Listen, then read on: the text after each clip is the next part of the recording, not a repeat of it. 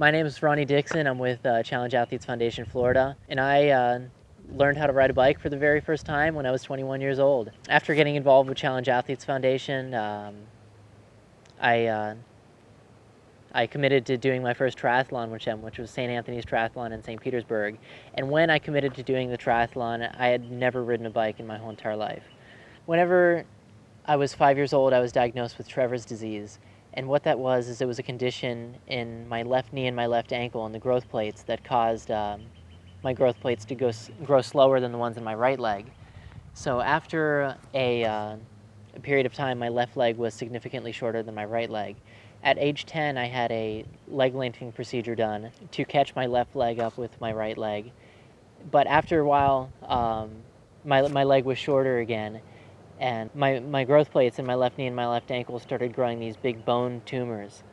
So what happened is I started losing the range of motion in my knee and my ankle, and essentially what I had by the time I was in high school was a stiff peg leg. So, things, your average everyday things that you take for granted, like riding a bike, I was never able to really do that as a kid. So there's a couple of key elements that are essential for amputee bike riding, specifically above the knee amputee bike riding. The number one key thing is having a socket that'll stay on tight. Then the other key element is having a free swinging knee. Basically what I'm talking about is just a prosthetic knee that doesn't have any resistance to it, so it can just go through the whole cycling range of motion very smoothly. Then probably the most important thing is you have to find a way to keep your foot attached to the pedal. So there's two ways to do that. You can do it with a basket, to where you slide your foot into the basket and then you tighten the strap down, which is what my preferred way to do things.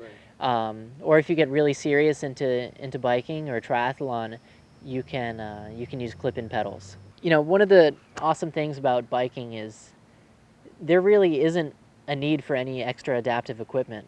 You can go just from your average everyday walking prosthesis without making any adjustments into it, put your foot into a pedal and just click it and go. So the first thing you got to do is make sure that your foot is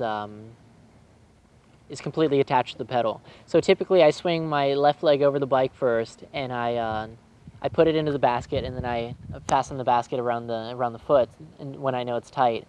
And this is all kind of depending on how your bike is set up, but I have my seat low enough to where I can actually sit on my seat a little bit and have my right leg still touch the ground. I give a couple of kicks with my good leg to give the bike some propulsion forward, and then I'm already on my seat.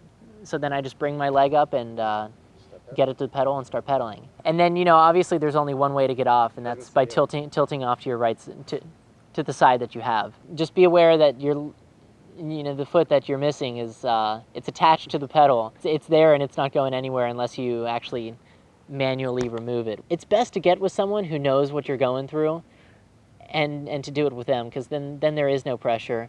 So a buddy of mine, Jeff Rush, he is an above-the-knee amputee also, and he had ridden a bike as a kid, and naturally he was able to easily pick it up as an amputee also.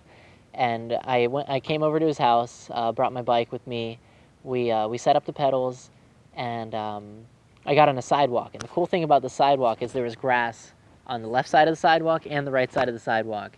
Naturally, you're going to have some falls and some spills, picking up this new skill. So I find that grass is a pretty forgiving surface to fall into.